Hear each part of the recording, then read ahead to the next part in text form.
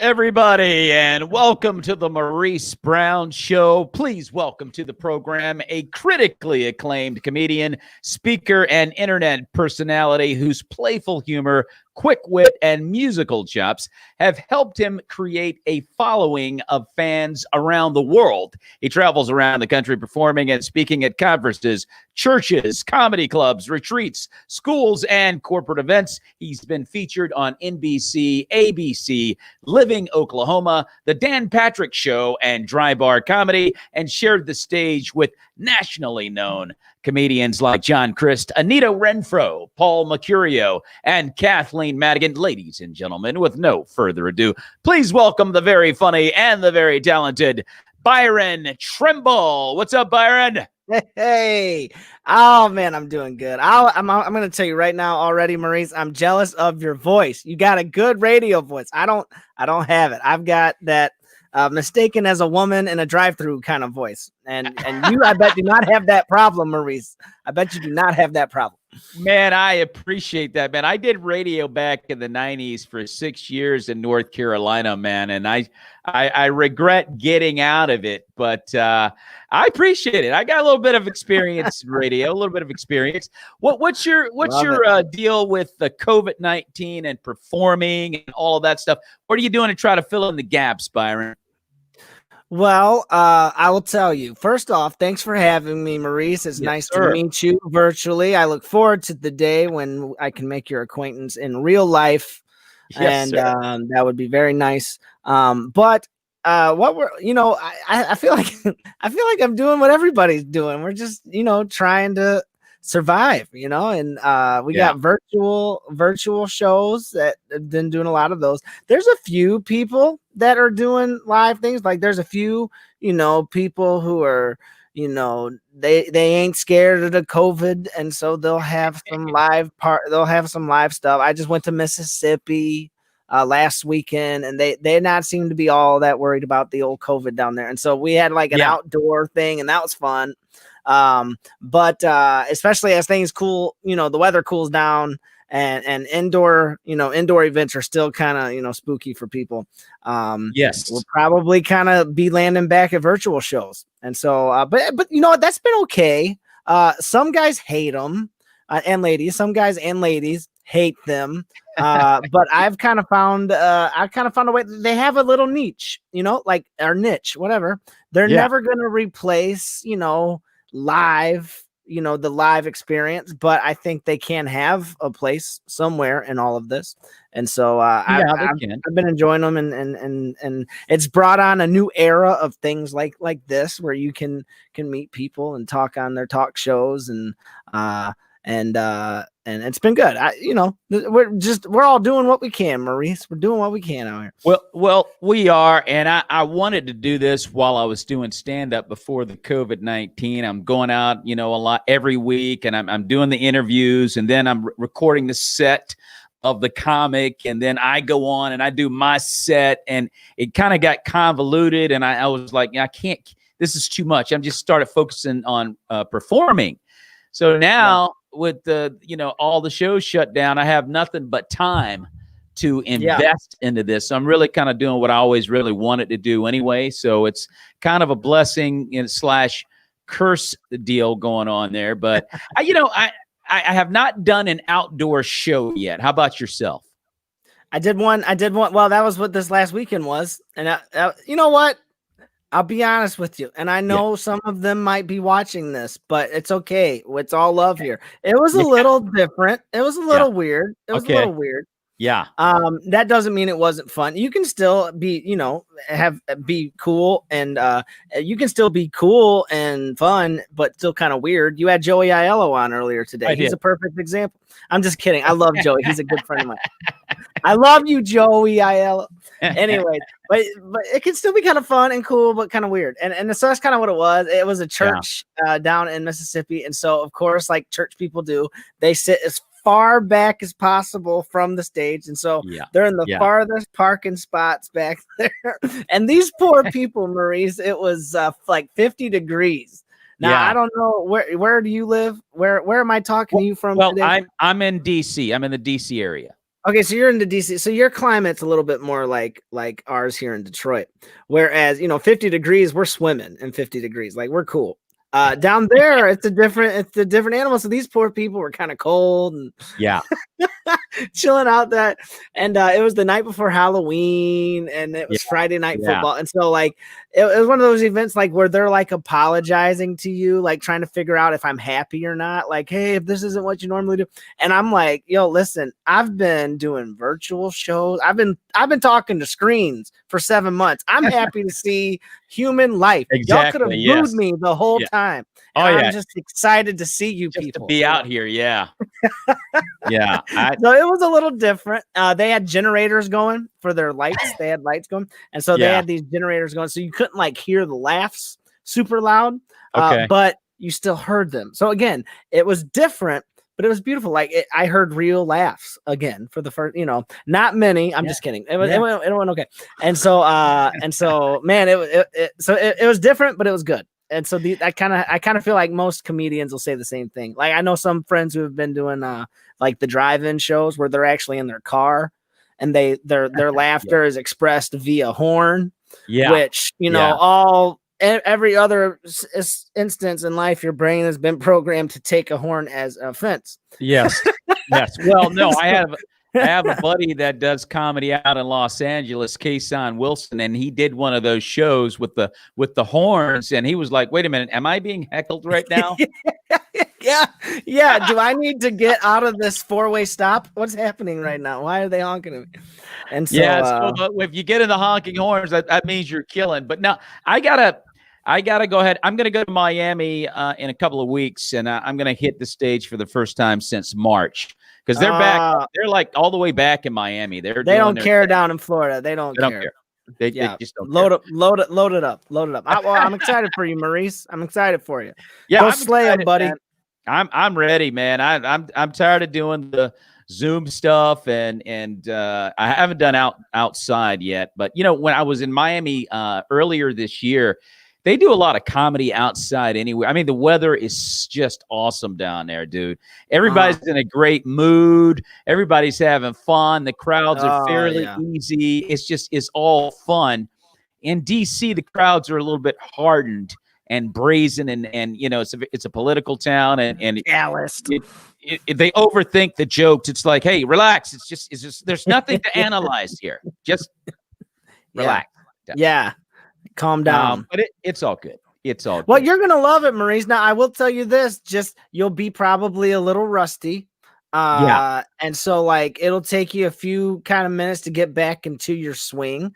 But the beautiful thing about it, and it's just kind of like, I start all my shows off with this realization and kind of joke of like, they've not seen much live entertainment in a long time either. So you've not done it and they've not seen it. So they're kind of like, sailors returning from sea, and you're the first girl that they get to see, and there might be better out there, but you'll do for now, like that's kind of the mindset you do when you go in there with these people who hadn't seen a lot of live entertainment for a while. And that kind of took the pressure off me. So when you get back into it and you're like, oh man, this feels good. What are my jokes? Well, I don't remember my material. Other comedians are telling me that the audiences are so happy to be back that it's not too hard to get them going, because we're glad to be back. They're glad to be back. It's a big love in, Byron. Right. Right. Right. So your road to comedy was a little bit unconventional. You were talking about me having a radio voice, but you actually wanted to start out in broadcasting, but God had other plans. Now, tell us about how that all went down, Byron. Well, I went to school. Well, I was very into sports growing up, and so I played a lot of ball, a lot of athletics, and did fine. But I did not necessarily have next level talent in the athletics, and so I wanted to get the next best thing. And so I always I figured my personality I could get on and have fun doing ESPN, that kind of thing. So I wanted to cover all the sports, and so sports broadcasting is what I did. I went to school for it. Actually worked at Channel 7 in Detroit, Michigan for a little while, covering the Lions, Pistons, Red Wings, worked at an automotive news magazine here in the Detroit area. And so just kind of doing what all people do when they start off. You just work anywhere you can for nothing.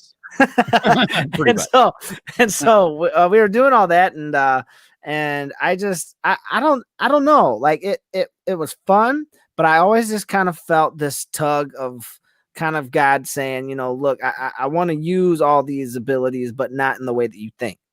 And so I recognized, now Maurice, you'll probably like this story, because I recognized that when I was working at Channel 7, I was an intern. I started off as an intern, and I noticed that not a lot of other people in the broadcasting games, kids, were in it. Yeah.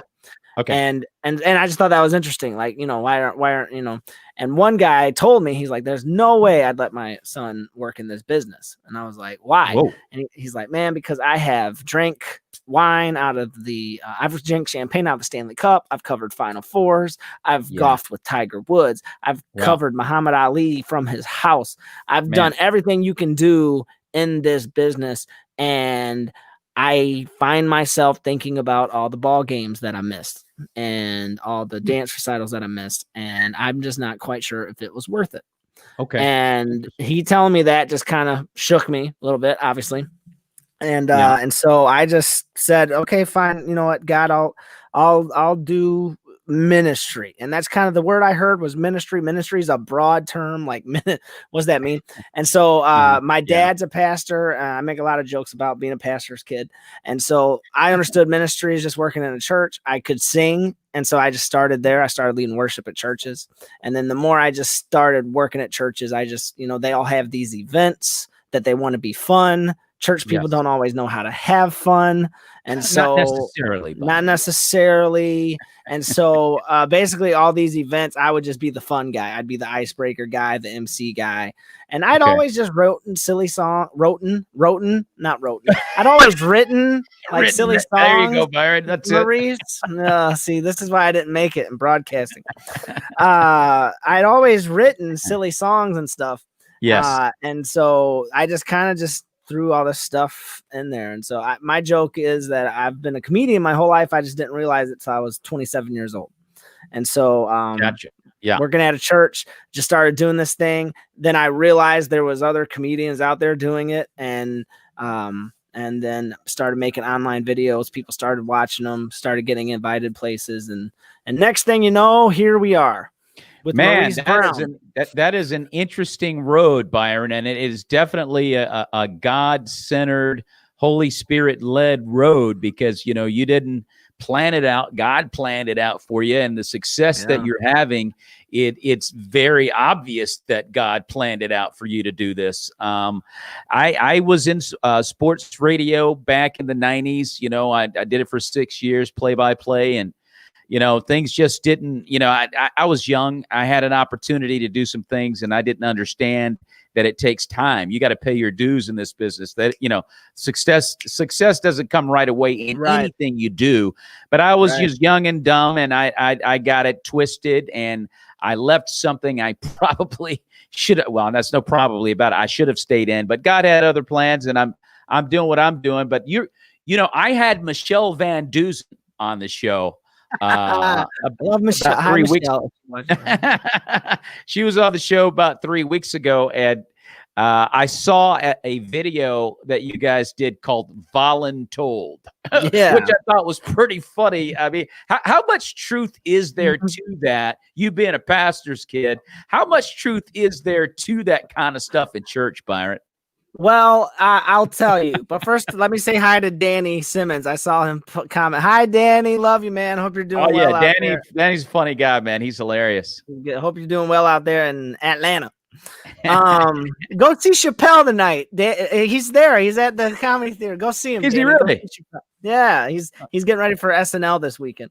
Oh, okay. Anyways, so how true is that song? You got any like bits, Maurice, that like you try to retire? Like any, like, you know, and you're just like, man, this ain't like, I'm tired of doing this. People, this is played, and that song, people keep wanting it, and people keep buying. That's my number one sold shirt, is that shirt that I had on in that video. I should have worn it. I'm stupid. I should have product placement. I should have worn it right. Yeah, I'm gonna go get it. I'm just kidding. I'm not gonna take my. And so he thought, he's like, man, what is this guy do? And so people keep wanting that, and they keep buying that shirt. People will buy that shirt, like they'll buy 8 of them for their whole like ministry team, or for their whole, the usher team will all get. And so it works in the church space, and the song is geared towards churches, but I have a different arrangement when you go outside of the church to the real world, as people call it. And that works because it really works on a lot of different levels. Anyone that's ever been a parent of an athletic team, or anyone that's ever been involved in a school or in any sort of company, you get voluntold sometimes. And so it's had a lot of life, and it's been fun to I didn't coin that term, but it's been fun to see people lock in with it. No, you didn't coin the term, which is why it's so funny, because it does happen a lot in church. And I thought it was interesting that you guys decided to take it to another level in the video, because it really does happen a lot. And I think people kind of get thrown in the fire a lot of times in church. You're doing it, but I think it's funnier in some places than others. But I think across the board, it happens. A hilarious video, and so now you're it's a parody. I love that it's a parody, because the real church, not the real church people. That's a device. Okay. The people that have been in church a long time know that old song.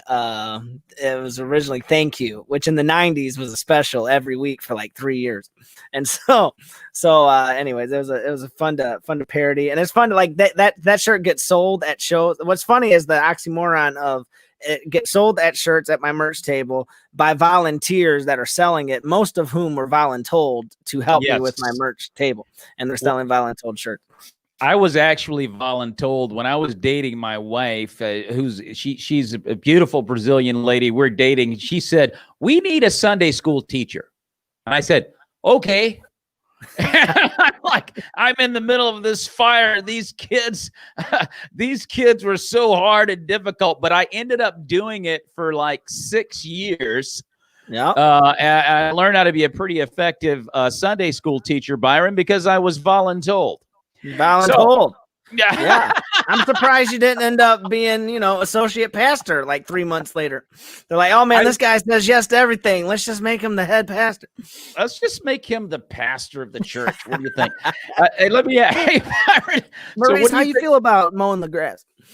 Anyways, I keep hijacking your interview. I'm sorry. I've not talked to anybody in a while, Maurice. I'm down Byron, here on my Facebook. I got homeschool. This is my nod to the election last night. This is my own map. This is my own election board. Oh man, you're tracking the election there. Yeah, wow. Yeah. No, this is actually for my children who are homeschool. You got Charlotte's Web and all that stuff. Some people will talk to you with like theological books behind them, philosophy books behind them to make them feel intelligent and smart. Not me. We got Dr. Seuss up in here. We're doing good. So, anyway, you gotta love it, Byron. You gotta love it. I'm so excited to be here. I'm excited. What was the transition like going from? Because you were doing icebreakers for the church when you started out, as you alluded to a little bit earlier, when you were talking about your going from broadcasting to comedy. I mean, what was it like going from an icebreaker to actual stand-up comedy? What was that like? I mean, that's a good question. A lot of my stuff at first was music based. Yeah. Hey, Tammy, my friend Tammy's from Oklahoma. My kids call her Aunt Tammy, so she's in the inner circle. You gotta love it. So the transition, a lot of my stuff was music based, and so probably my first shows were basically I just need to come up with a few funny things to say in between songs. and then I'll do a Right. song, and then I'll just, I don't know, say something goofy or do some sort of some crowd interaction game or something, and then just get to that's my bread and butter is get back to the songs. Right. But then by and by you study the art form a little bit, and then once you really like to, and like my first show, and Maurice, you probably know this too, like whenever like you got bit with it, a lot of us get bit with it like right away. Usually like our first couple times on stage, we're like, this is something I really like to do. Yes. And I need to figure out a way to do this all the time. Exactly. And that's how it was for me. Like my first show was for 1,000 teenagers because I was voluntold to do something. I was voluntold to entertain 1,000 kids at a church camp. What a baptism. Yes. Yeah. They didn't want to pay an entertainer from they did the year before. And I was like, well, listen, it's not that hard to entertain kids. And they said, all right, fine, you do it. And so I got up there, just sang a bunch of songs or whatever else. And so, but once you like lock in, like I did that night, like this is something I want to do. Like I need to figure out a way to do this with my life. I kind of feel like God made me to do this in a strange way. And so, you study the art form a little bit, you start listening to other comics. You start listening to, just reading things. I went to some conferences, the Christian Comedy Association conference, which I'm sure some people probably mentioned on your show before. Absolutely. And yes. Then you meet the others, the others in this very weird, you have to be a little bit off to like voluntarily subject yourself to this type of instant, potentially harsh feedback on a nightly basis. But you meet the others, and then you just start developing like the stand-up side of it. So the long way to answer your very simple question was I started off with the music, and the transition for me was just like, okay, how can like the stand-up is really where the art is. And there's art in the music too, but that's where like there's a lot of people I can watch and study who do this way better than me. And that's probably my biggest weakness that I have to develop. And then once I got more minutes, 5 minutes, 10 minutes, for me, it turned into like, how long can I go without singing a song? How long can I go without pulling out the guitar or going to the piano? How long can I do it? I guess. Yeah, that became my challenge. Like how long can I keep people engaged and laughing to where the songs then are whipped cream and cherry on the sundae, but it's not the ice cream. And so, if that makes sense. And so that was kind of the transition. And it probably took about a year or two to feel like I was in a position where I was like, you know what, I'm comfortable saying that I'm a stand-up comedian, Yes. Even though I'm still not completely comfortable with that. But yeah, well, it's been fun. How long have you been doing it, Byron? I've been doing it 5 years. 5 years. So you're at that stage where you're starting to now establish your actual voice. I like what you said about, stand-up being like an art. It's really an art form. And it's, in my opinion, the purest art form that exists in the arts. Because what you're doing is effectively, Byron, you're going up there and you're going to make complete, total, absolute strangers your best buddy for the next 10, 15, 45 minutes, however long you're going to be up there. You have to pull off a miracle, because let's be honest, you're standing in front of a Walmart. Half these people you're not going to talk to. You're just not going to have a conversation with most of these people that you're looking at in the audience. I'm not going to talk. So no. So, but now you're going to be my buddy. We're going to be best buds for the next 45 minutes. And you pull that off. That is nothing short of a miracle. Yeah. And I think it's the greatest challenge in the arts that there is. And you got to love, first of all, you got to love people. You got to love being in that environment, and that you got to embrace it. Like, I love this. This is awesome. I love doing it. Otherwise, you can't survive. You can't survive stand-up comedy. No, for sure. And that was a really cool way of expressing that. I love the Walmart analogy, because that's exactly what it's like. except in a climate where people are growing increasingly like more skeptical and cynical and calloused, and they all have a phone at any second that they can take a picture of you, make a meme of you. So hit immediately right on the spot. Yes. Yeah. So, but no, it is, and you do have to love it. And that's one of the things that like whenever I did broadcasting and all these different things, like it was always different. Like people, for me, I can always say, like, you can love what you do. Like, a good indicator if you love what you do is when someone asks you what you do, you're kind of like proud and excited to tell them. If you kind of like beat around it and explain it like, oh, well, I kind of work at this, I kind of do this, then like, okay, you might not like love it, whatever. But like, I love telling people I'm a comedian. I love the response it gets. It's fun to watch them, like everyone across the board, the doctors, people on the airplane, anybody. What do you do for a living? I'm a comedian. Really? That gets their total thing. Absolute 100% attention. The very thing you said, like people are fascinated by it. Like, what goes into someone's mind to do that? Well, I'll tell you right now, you're 100% correct. The only issue, the only slight irritation to that is oftentimes they'll say, "Tell me a joke." And I'm like, okay, wait a minute, hold on. Yeah. I don't go down to your office and say, create a budget for me. I don't do that. It's really not that simple. It doesn't work quite that easily. You got to come to one of my shows. But but most people are intrigued, Byron. You're right. They're blown away. They really think it's fascinating because it is a fascinating thing what we're doing.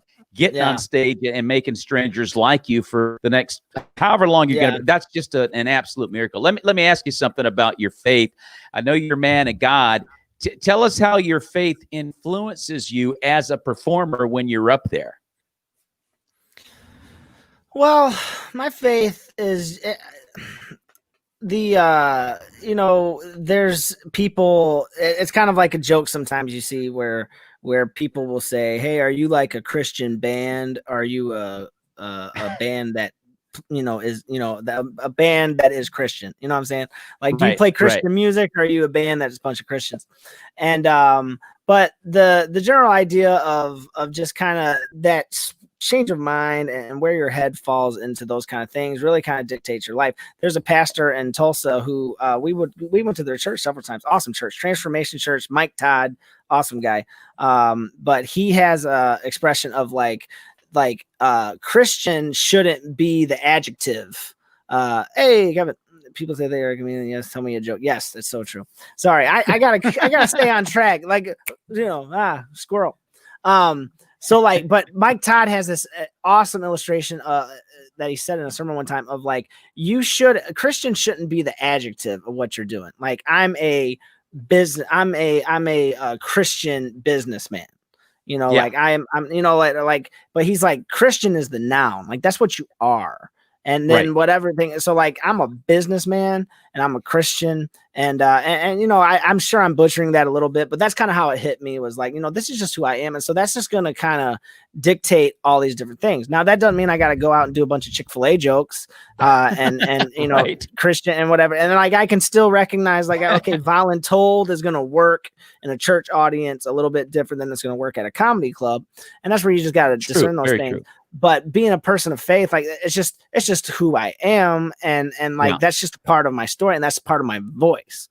Like, I grew up in church, and God's a big part of my life. And that's how I see the world. And so like, that's the now, like, I am a Christian person. I'm a comedian that's Christian, but the way I see things. And so that's just how it's going to come across. And so like, I don't run from it. Like, I don't have a drugs background. So these comedians that could make jokes about drugs and weed and getting high and getting drunk and all these, I'm not familiar with that. And that would be kind of inauthentic for me to like come up with a bunch of material about that. Cause that's not me.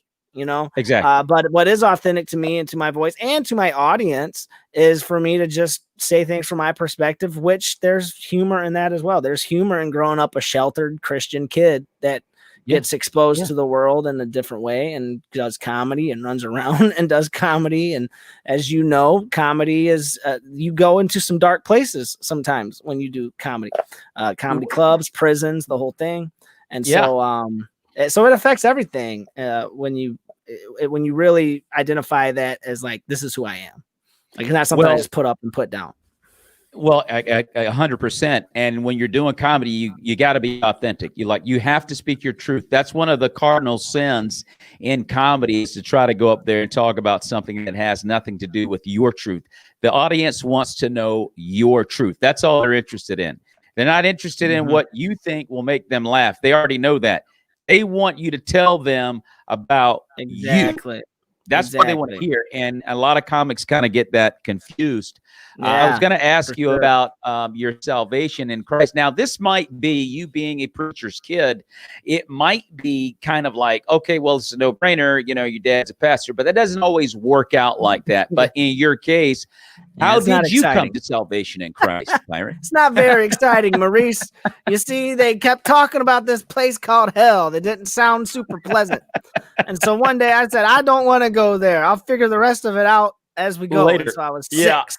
And I said, listen, you guys played the song. You played the sweet song, softly and tenderly, Jesus is calling. And I don't know what all he's saying. I just know he's saying, I don't want to go to hell. And so that's how it started. And so I got saved when I was 6. I love it, dude. That's my testimony. That was it. Those streets were tough, man. The sin I came out of when I was 6, boy. Woo. It was nasty, man. We were in some bad stuff, but God redeemed me from it. Amen. Amen. Yes, sir. No longer stealing from the cookie jar. Well, maybe sometime. Okay. Yeah. Hey, listen, I love it. I mean, that's good enough for me, man. Everybody's got their journey, man. And it's always unique. I love hearing it.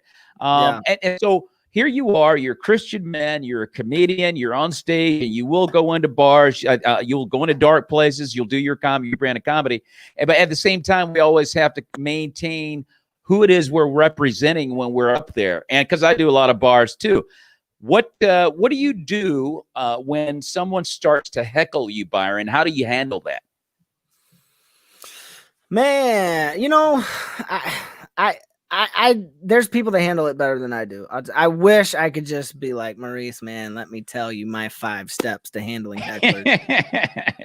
Because I don't like, and that's still something like I get up there, you know, each night and go, okay, you know, you're locking on difficult people in the crowd, and you're doing analysis like where might my missiles come from. You know, I kind of just address them and talk to them, and usually I feel like they're given power if you just kind of act like they're not there and moved on.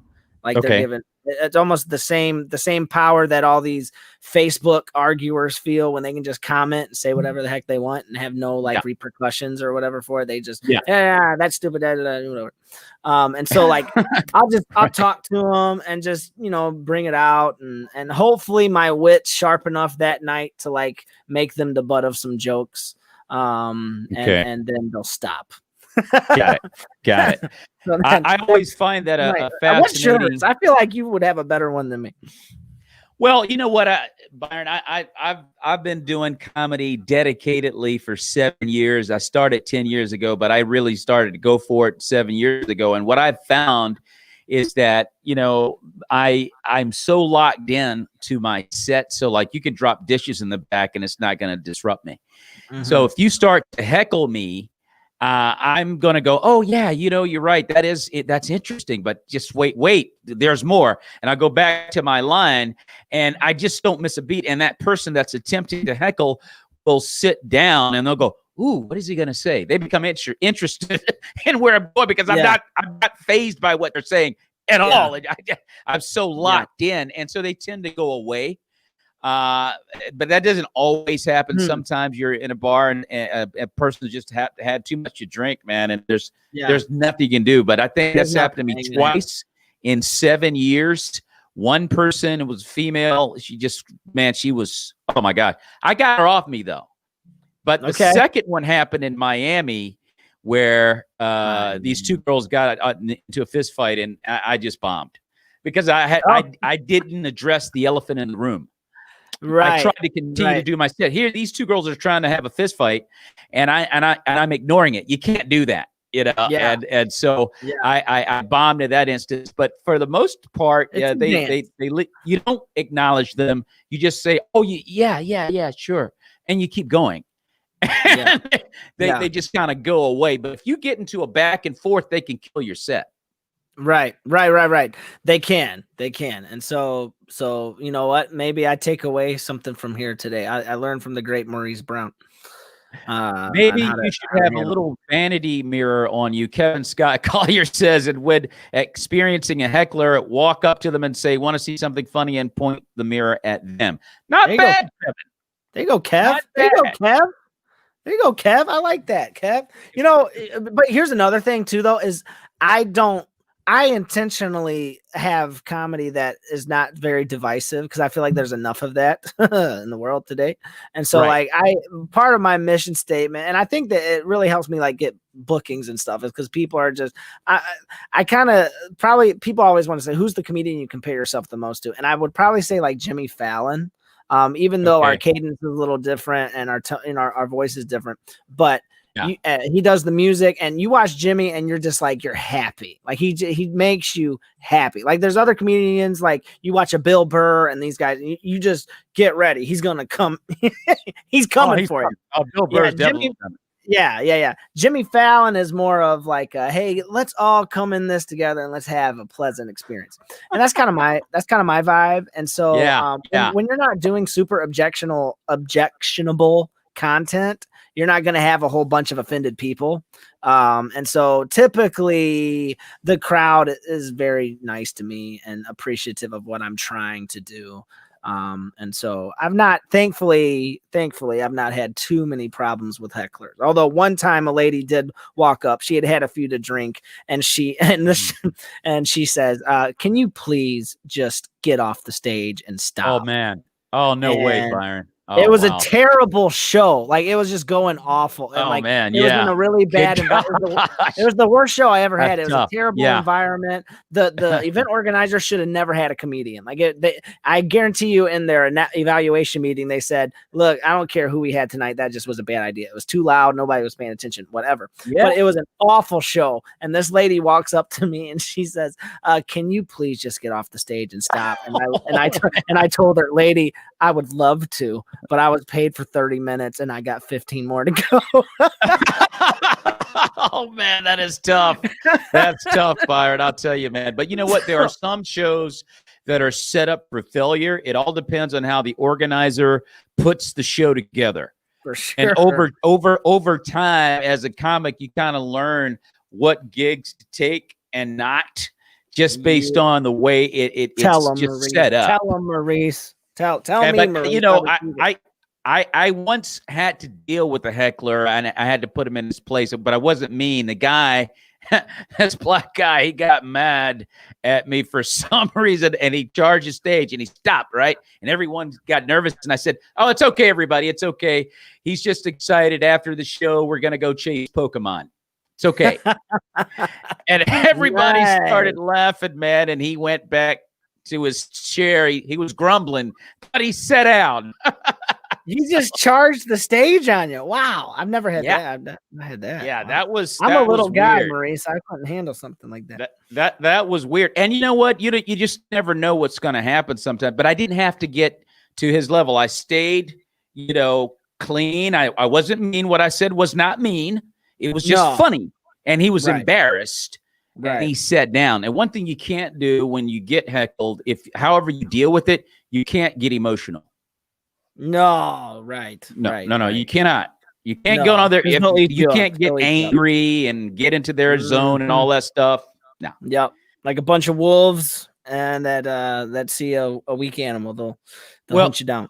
And the crowd will turn on you.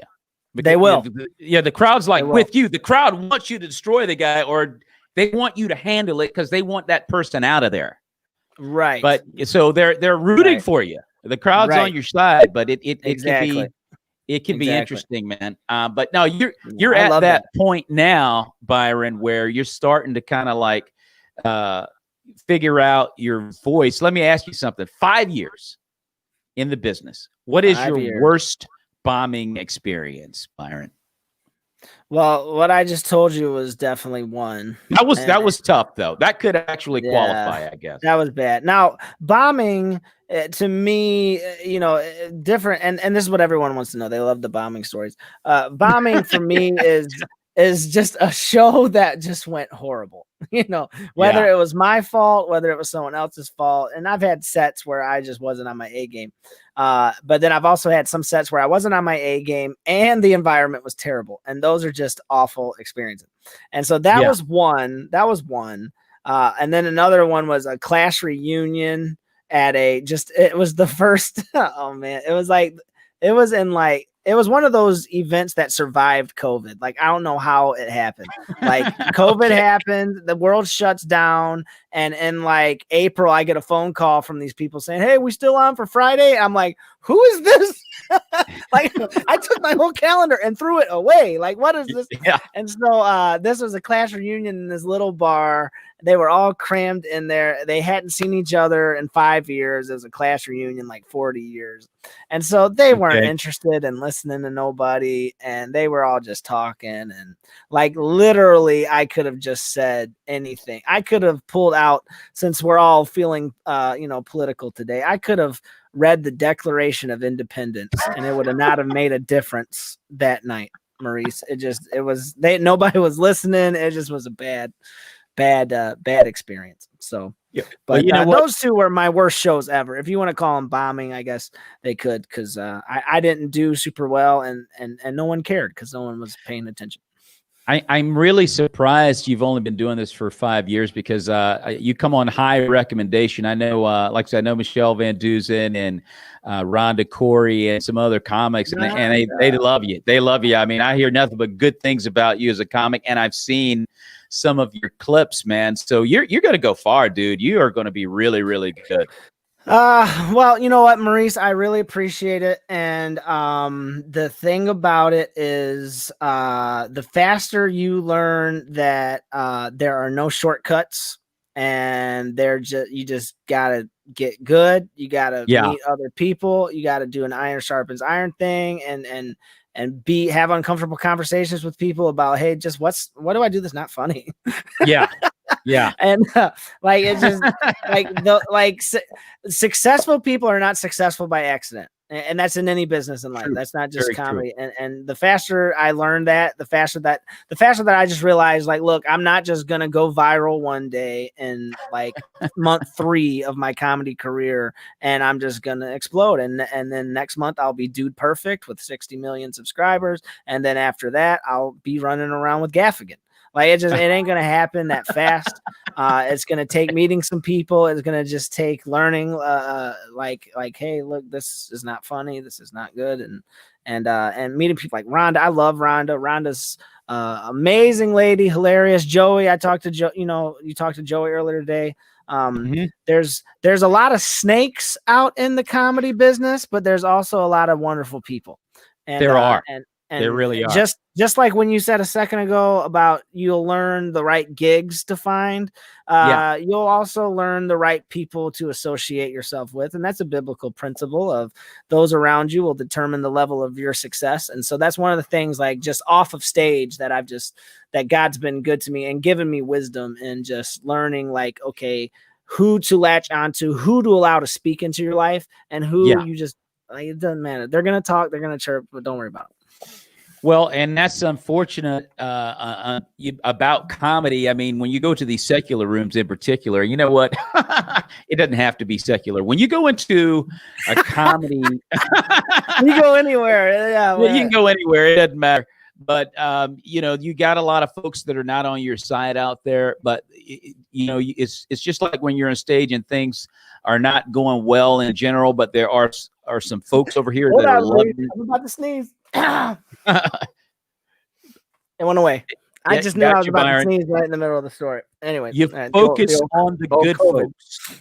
Yeah, focus on the good people for sure. And there are more good people out there, by the way, than bad. We just see bad all the time, but there are way more good out there than bad by far. When you're having those situations, and it's like, oh man, this is really bad. Are you able to kind of like brush it off immediately, or does it take you a couple of days to get over? I read one of the first times where, again, some people may have called it bombing. I thought it went fine. I opened for Kathleen Madigan at the Comedy Castle here in Detroit, and that was a big opportunity for me. And like that was a big deal. And I didn't feel like I hit as well as I wanted to. Like, I don't think anybody would walk away from that night going, man, that guy was awful. But I doubt anyone went away from it going, that guy was awesome. You know what I mean? Like right there in the middle. In between, 50-50. Yeah, right there in the middle ground. And so I read Jerry Seinfeld. I think it was Jerry Seinfeld. And he talked about how he handles bombing. And he said his philosophy is just get back on stage as fast as possible and get that taste out of your mouth. And so, thankfully, we had another show. We had 2 more shows the next night, and we went back out it and just tried again. And so, that always just, if it works for Seinfeld, I feel like it can work for me.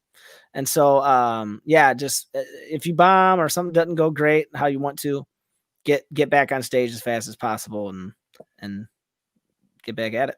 Well, I think the rodeo world would totally agree with what you just said. Absolutely, they would. I lived in Oklahoma for a while. You're right, Byron. Get back on the horse.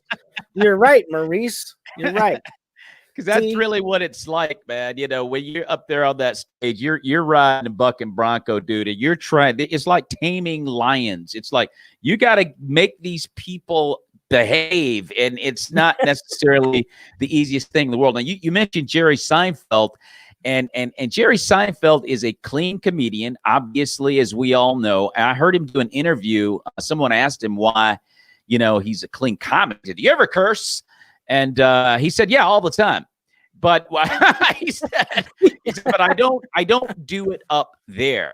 Now, the reason I share that is to say, as Christian comedians, it's like we know already that you don't do it up there and you don't do it back there either. You just don't do it. You try to be, God-fearing in every aspect of your life. But the reason I bring it up is that I try to tell younger comedians who are not clean, I said, look, you're not going to be on Jimmy Fallon. You're not going to be on Conan O'Brien or Seth Meyers or any of these platforms doing that kind of stuff. Now, if that's what you want to do it. But you have to be able to be clean. Yeah.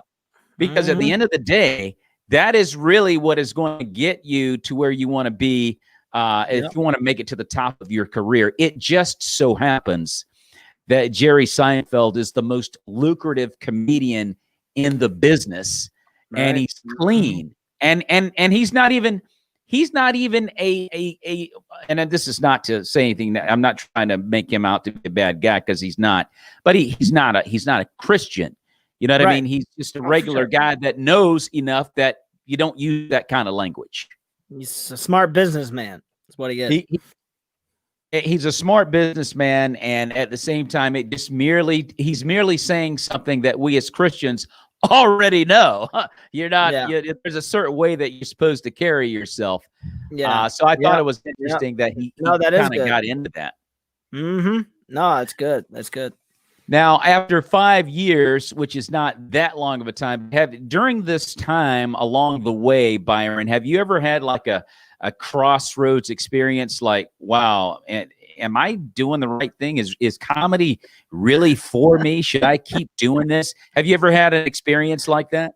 Are you asking me as in today or in general? The last time today I had that. The last time today I had that thought, or just maybe the last time in this year? No, absolutely. I think anybody that, unless you're just wildly successful, I feel like most all of us have hit that. Especially now. Here's the thing, and this is what hear me out here. All you all listening, I'm sure I've brought in just the crowds, Maurice. I'm sure there's just so many eyeballs here to see me. Whoever's listening, hear me out. Okay. Sometimes the whole faith factor can complicate things whenever you're doing whenever you're doing this whole thing of like, I'm wanting to do something audacious and different.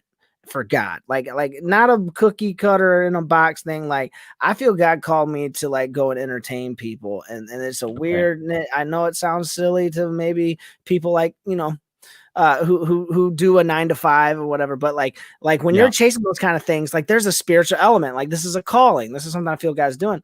Whereas that's something that's thrown into the mix when you're making big life decisions, that we're like, okay, someone who has no faith, so no religion, anything like that just goes through a pandemic, they lose their job. It's pretty easy. It's a pretty no brainer. Like, okay, I have to go get another job. Like I did this. I got to put food on the table. This is what I got to do now. Correct. Sometimes the Christian aspect can like complicate it, because then it's like, wait, hold on. Like I know I have a family and I know I have to provide for them, and I will. Like that's the number one thing. I'll make sure that happens. But like mentally, like I quit. I stopped working at a church last year when I went full time. Well, June of 18 is when I took the plunge to go full time. So this was my first full year going full time. And this is a terrible year to go full time for your first time. Like whenever I'm figuring out all the things that I need to do to be a good businessman. Anyway, here comes a world pandemic. On top of that, you add in the Christian side of it of like, okay, God, I swear I heard you right. I swear, where did you go? I thought you told me to do it. Like there was a lot of signs. I prayed and I fasted over all this, and like I'll go get a job and I'll go do. But like this was like an agreement we had. We were a team. We were gonna go and try to. We were gonna try to bring laughter to people. We were gonna go try to sell out places, and we were gonna try to just bring hope and inspiration to people. You remember me and you? Yeah, like where'd you go? I felt like the people in Israel, like when out in the desert, it's like what happened? The plagues were cool, but like I'm tired of man. And so yeah, there's been a lot of that, and that's been one of the most difficult things about this, of just like keeping your faith locked in. And like honestly, I'll just I've tried to get a few jobs. There's been a few times like I just kicked back and I'm like, all right, well, I got to punt. Right.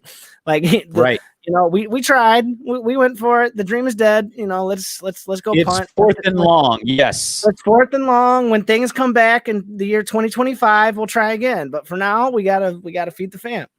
And like God, like kind of keep like I had one job lined up and then it fell through. And then I'm about to have shoulder replacement surgery, which makes getting a job right now and like the insurance. So like all this is an insight into my personal life. But what I'm trying to tell everyone is that following God is hard sometimes, especially when you're just trying to figure out what he's telling you to do. And there's a lot of people probably listening to this who you might not be a comedian, but you might be somebody who's had your life totally flipped upside down this year. And it still might be. And you're probably like a lot of us, like me, who are waking up each day, reading the Bible, because like it literally is like the bread of life to you that day, because like it's like this is all I got right now. Like this is what I'm clinging to right now, is like this promise in the Bible is this, or I'm doing the last thing I heard God tell me to do. So I'm like rambling on and on and on right now, but what you asked me, like, have I had second thoughts and stuff? Absolutely. I think all of us have, but what I've learned is stand on God's promises and keep doing the last thing. Keep doing the last thing you heard him tell you to do. And you know what you're doing right now, you're just having faith, Byron, and it's not easy to step out on faith, and that's what you've done. And a lot of us are given these kind of tests as followers of Christ pretty often, if we're honest with ourselves. We go, I'm gonna punt. So so you're actually going for it. It's like this is not you decided that you were going to go for it on fourth, and dude, you're going to convert the first down. You're going to convert. I hope so. God, anytime, Byron, you move by faith, you're going to convert. You can write it down. Again, not a lot of people have the guts to go for it. When God says go for it, a lot of us punt. And you know what? Let me rephrase that. I punt. I don't know what other people. I punt. I tried to punt. God didn't let me punt. Punting team out anyway. So I have nothing but respect for you, dude. I think you're gonna make it. You're just showing faith in Christ. You're gonna be fine. Well, it's all you can do sometimes. What's cool that in retrospect with God, you know what? That's true. That's true. When we all look back on this whole thing, whatever, and you know, we say 2020, but it's getting pretty darn close into 2021 now. So we may have just a few chaotic years. But I agree with you, Kevin. I think when you look back, you'll see God's hand all over things, and like the great theologian Garth Brooks said, that some of God's greatest gifts is unanswered prayer. And so some of those times when you try to like say, okay, God, look, I was with you all the way up until this. Now give me the steering wheel back and I'm going to go do and God keeps you back. I think sometimes that's the best thing that can happen to us. So even though it's not the easiest thing. It's not easy at all, and you're doing what's not easy, and God's going to reward you for it, Byron. Let me ask you one fun. This has been a great convo, by the way. I've enjoyed the heck out of this conversation. Well, thank you, Maurice. I have too. Let me ask you one last question for the show. What advice do you have for young aspiring comedians? What advice do I have for young aspiring comedians? I touched on a little bit earlier of, listen, it's a long game. It's patience. However good you think you are right now, you're not that good. Right. However, you know, but when your first bad show comes or your first moment of discouragement comes, however bad you're going to kick yourself until you're not that bad. Like, it's just a thing. You got to work at it. It's just like anything. You got to really love it. But I would say, listen, one of the things that I did bad at the first was I didn't listen to other comedians because I thought it would like affect my voice and I'd start mimicking them and all these different things. And that is the philosophy of some guys. But when I really started listening to more people, I just like anything, I got better. Just like any athlete that watches film or anything, like, you're just going to get better. You're going to find different things that, okay, like I'm not going to be as dry as like a Nate Bargatze, but I do love his delivery and his approach of how he talks about these things. And I may not be as aggressive as a Dave Chappelle, but I do love how he commands a room. Like that whole crowd is just, and even if you don't agree with some of the things he says, like he does use his comedy to like speak a clear message to people. And like that, I've identified with, and even other Christian comedians, you know, John Christ, Mark Lowry, Michael Jr., who is very successful, and he's got even that punchline of crap, I forgot what it was, but it was a good one. It's so good, I forgot what it was, but it's good. Right. And so comedy that inspires. Yes, and, sir. And so just, I would tell them to study the craft, listen to a lot of different comics, and that'll kind of help you form what your voice is. And then when you have your voice, run with it and don't be afraid to be yourself. You know, I was ashamed of it. Not ashamed, but I was, when I first got into comedy, I felt I got the impression from other seasoned vets that like the music stuff that I did was hacky. Okay. And it wasn't like what real comics do. Real comics just need a mic and just talk. And so like I kind of started pushing the music away. And then I saw different like Flight of the Conchords, who are a musical parody group. Again, watch other people. And they were great. And it's an amazing asset. And so then I'm like, oh no, that's what makes me unique. Like if I wanted to be like that person, that we already got that person. So that's what makes me unique. And so then I made brought music more back in, and it just kind of helps my show. So watch other people and have some patience. It's going to take a while, and don't be afraid to be yourself, because you're the only you out there. Great advice. Byron, how can fans follow you on social media or even contact you for booking? You can contact me for booking at my website, byrontrimble.com. That is www.byrontrimble.com. You can click on the book now thing, and we have lots of dates available. So just holler at your boy. And then my social media, I'm on Instagram, Facebook, YouTube, Twitter, and TikTok at Byron Trimble, just my name, at Byron Trimble. We have a lot of fun. We try to do content every day, multiple videos a week. And so that's one of the big things we've been doing during Corona is trying to grow that platform and do a lot of online content. And so would love to have you guys on the journey with us and make you part of the tribe. We have a lot of fun. Awesome stuff. Ladies and gentlemen, we've been talking with the very funny and very talented Byron Trimble on the Maurice Brown Show. Byron, by the way, when the show's over, hang out a little bit. I want to share some information with you offline. So hang out as we dip out on the Maurice Brown Show. Once again, talking with Byron Trimble. Byron, may the peace of Christ be with you and your family, brother. God bless you. Thank you. Hey, thanks for having me. Thank you for having me.